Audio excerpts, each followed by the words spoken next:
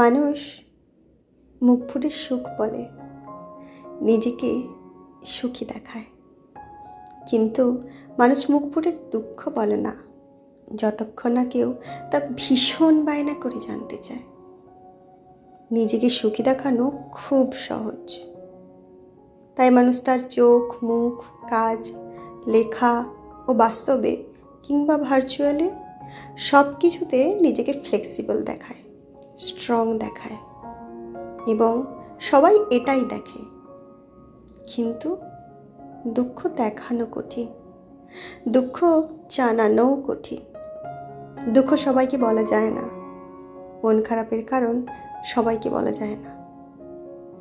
কেমন আছির জবাবে সত্যি ভালো নেই এটাও লেখা যায় না। দুঃখ বলার জায়গাটা কমফোর্ট জোন হতে হয়, শোনার আকুতি থাকতে হয়, হাতের সময় থাকতে হয়, ধৈর্য থাকতে হয়, চোখের শীতলতা থাকতে হয়। যার এই কমফোর্ট জোন আছে সে ব্লেসিং, আর যার নেই সে মূলত একা, ভীষণ একা। বই ফুল মানুষ।